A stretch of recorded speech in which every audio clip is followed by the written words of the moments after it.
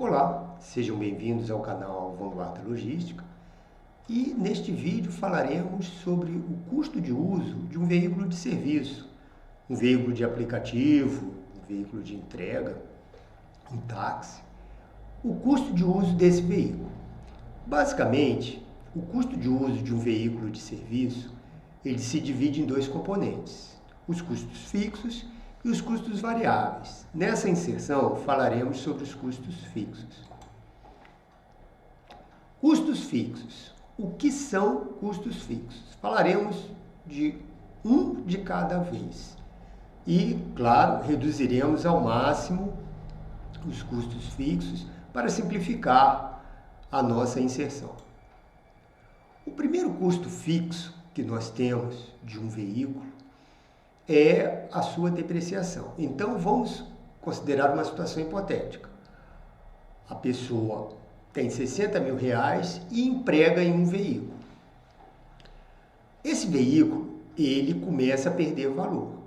Claro, se ele for muito usado, ele perde valor mais rápido. Mas mesmo que ele fique muito tempo na garagem, sendo pouco usado, ele também perde valor. A Receita Federal, por exemplo, considera que um veículo perde 20% do seu valor por ano. Eu aqui vou colocar 10% do valor ao ano. Então, um veículo de R$60 mil, ele depreciaria R$6 mil ao ano, e R$500 ao mês. Esse é o nosso primeiro custo mensal. O segundo custo é um custo um pouco mais sutil, é o custo de remuneração do capital. Vamos pegar uma situação hipotética. Então, o sujeito emprega R$60 mil num veículo e ele emprega outros R$60 mil no investimento. Eu vou colocar um investimento simples, caderneta de poupança. Usando uma taxa de juros de 6% ao ano, aqueles R$60 mil vão render R$3.600 ao ano, que daria R$300 ao mês. Ora, se ele tem R$60 mil rendendo R$300 ao mês na poupança, um veículo que ele usa o mês inteiro, no mesmo valor, tem que render mais que isso. Por quê? Porque ele empregou seu tempo, ele trabalhou naquele veículo e aquele veículo tem que render mais do que renderia simplesmente deixando aquele dinheiro aplicado. Até porque ele pode deixar o dinheiro aplicado e trabalhar em outra coisa. Então, esse custo, que também é chamado de custo de oportunidade, ele tem que ser levado em conta. É um custo indireto, mas ele aparece ao longo do tempo. Será que o valor que eu estou empregando neste bem, ele não poderia ser melhor empregado? É um custo, é uma pergunta que nós temos que fazer em relação ao custo.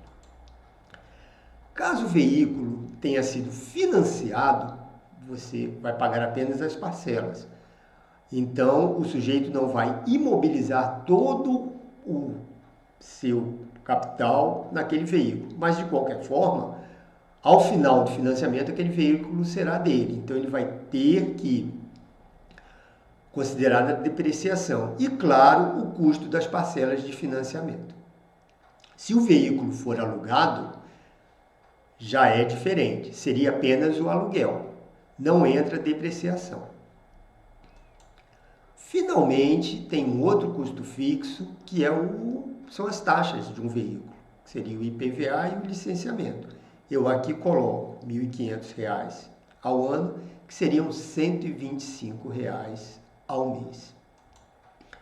Bom, totalizando os custos fixos de um veículo, nós temos o custo de remuneração de capital, que aqui eu calculei em R$300, nós temos o custo de depreciação, que foi calculado em R$500, e o custo de licenciamento e IPVA, que foi R$125, dá um total de R$925.